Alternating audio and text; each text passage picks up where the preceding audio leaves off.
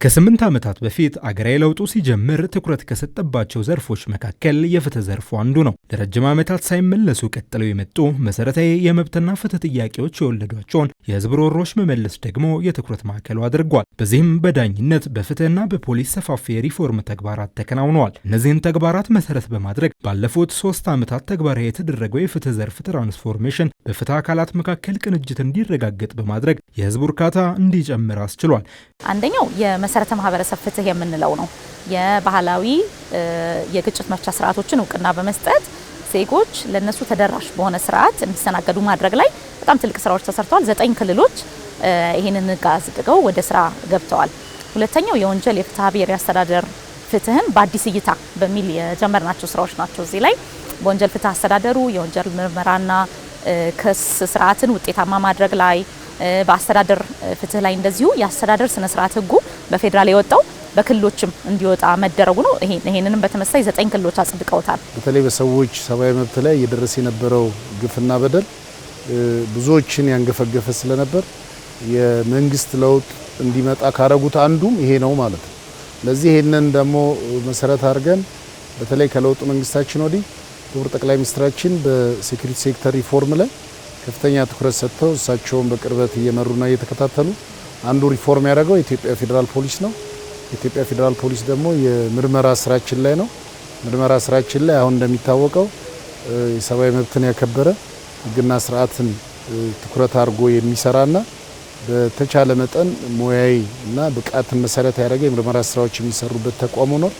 ይሄን እንግዲህ ለማረጋገጥ በአገር ውስጥ ሰብአዊ መብት ኮሚሽን፣ የፓርላማ፣ የተለያዩ የህብረተሰብ ክፍሎች እንደዚሁ ደግሞ ዓለም አቀፍ የተባበሩ መንግስታት የሰብአዊ መብት ኮሚሽን የቀጠናው ኃላፊዎች ሳይቀሩ በፖሊስ የምርመራ ተቋማት ተገኝተው ጉብኝት አድርገው ምስክርነት የሰጡበት እና በማንም ሰው ዛሬ እናንተም ብትሆኑ ሄዳችሁ ማረጋገጥ የምትችሉትን አያያዝን ያረጋገጠ ሰብአዊ መብትን ያከበረ ምርመራ እየተከናወነ ነው ያለው። በወንጀል አስተዳደር ስርዓት ውስጥ በየደረጃው የሚገኙ የጸጥታ አካላት ቅንጅታዊ አሰራር ከፍተኛ አስተዋጽኦ ይኖረዋል። በዚህ አግባብ ባለፉት 3 ዓመታት በፍትህ ዘርፉ ተዋናዮች መካከል ርብርብ በሚፈልጉ ጉዳዮች ላይ በጋራ የመሰለፉ ልምድ ማደጉ ይነሳል። ባለፉት ዓመታት በፍትህ ትራንስፎርሜሽን እቅድ ለ3 ዓመታት ሲተገበር ቆይቷል።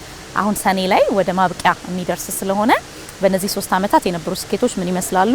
በየተቋማቱ የተጀመሩ ሪፎርሞች ምንድናቸው?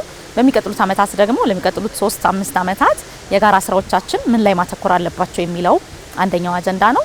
ሁለተኛው ደግሞ የ7ኛው ሀገራዊ ምርጫ ከፊታችን እንደመሆኑ ይሄ ምርጫ ነጻ ፍትሃዊ ሆኖ እንዲተገበር የፍትህና የዳኝነት አካላት ልዩ ሚና ስላላቸው እዚህም ላይ ያለውን ዝግጅት ለመነጋገር የተደረገ ጉባኤ ነው። በቀጣይ ዓመታት የሚሰሩ ስራዎች በተለይ የሚያገናኙን የጋራ የሆኑ በወንጀል አስተዳደር ሂደት ውስጥ ከፖሊስ ጀምሮ እስከ ማረሚያ ቤት ባለው ሂደት ውስጥ የሚያገናኙን ጉዳዮች ላይ እንዴት ማቀድ መተግበር ያስፈልጋል፣ ምን ትኩረት አቅጣጫዎች መኖር አለባቸው የሚለው ላይ ተወያይቶ የመፍትሄ አቅጣጫ ማስቀመጥ ላይ ያተኮረ ነው። በጋራ የሚሰሩ ስራዎችን በጋራ ለመገምገምና የጋራ ስትራቴጂ እቅዶች ስላሉ እነሱን በጋራ ለማየት ነው።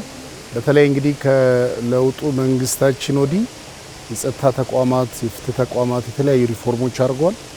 እነዛ ሪፎርሞች ምን ውጤት እያስገኙ እንደሆነና አሁንም ደግሞ ክፍተቶች ካሉ እነሱን በጋራ እያየን እዚህ ለማስተካከል የተገናኘ ነው። የጋራ የውይይት መድረኩ በሀገራዊ ምርጫ ዋዜማ ላይ እየተከናወነ ያለ እንደመሆኑ በመድረኩ የፍትህ አካላቱ ሚና ላይ ያተኮረ ውይይት እንደሚደረግ ተነግሯል። በነገው ዕለት ከምርጫ ቦርድ ኃላፊዎች ጋር በዚህ ጉዳይ ላይ ከነዚህ ተቋማት ምን ይጠበቃል የሚለው ላይ ውይይት ይደረጋል።